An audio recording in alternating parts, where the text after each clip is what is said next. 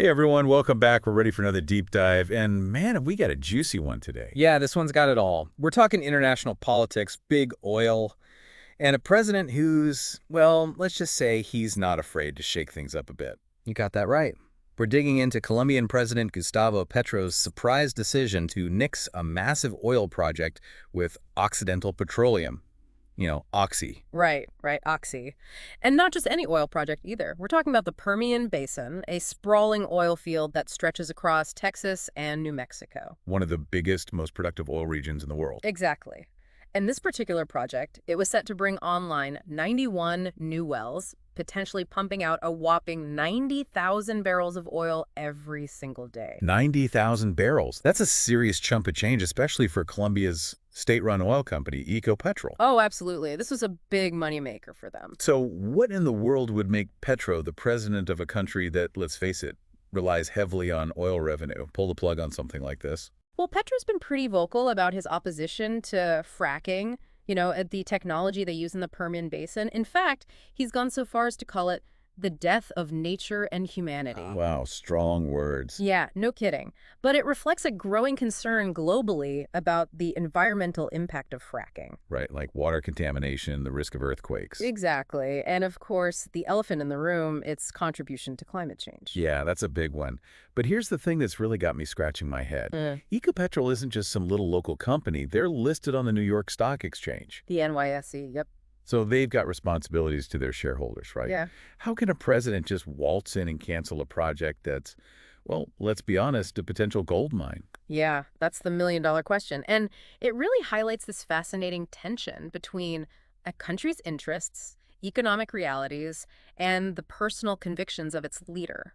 I mean, you gotta wonder, is Petro setting some kind of precedent here? Will we see other world leaders follow suit, even if it means taking a hit financially? It's a gamble, that's for sure. Like he's playing a high-stakes game of chess. And speaking of Petro's commitment to the environment, get this, Colombia has banned fracking within its own borders. So he's essentially saying, we won't frack here, and we won't profit from it happening anywhere else either. Exactly. Talk about putting your money where your mouth is. Right. Bold move. Yeah. But it also makes you wonder about the impact on the U.S. I mean, they're heavily invested in the Permian Basin. Could this strain relations between the two countries? Oh, there's definitely potential for that. This could be seen as a direct challenge to U.S. energy policy. And then there are the people on the ground, the workers and communities in the Permian Basin who might lose out on jobs because of this. What happens to them? Absolutely. That's a major concern. And how are everyday Colombians reacting to this? After all, oil revenue plays a big part in their economy. You're hitting on a really crucial point here. The situation has ripple effects that reach far beyond just Colombia and the U.S. I mean, some people argue that Petro's playing the long game, prioritizing a sustainable future, even if it means short-term economic pain. Makes sense. Others, though, they're worried about the potential for job losses, economic instability. And then, of course, there's the big picture.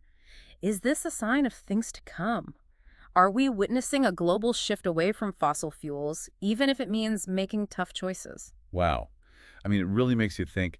One decision, and it's like opening a Pandora's box of questions about energy, the environment, the role of government on a global scale. It's a lot to unpack. It is, absolutely. This story really underscores just how interconnected our world is and the incredibly complex challenges that leaders are facing today. It's a story that's worth keeping a close eye on, that's for sure. Yeah, no doubt about it. Well, folks, that wraps up our deep dive for today. We hope this has given you plenty to think about.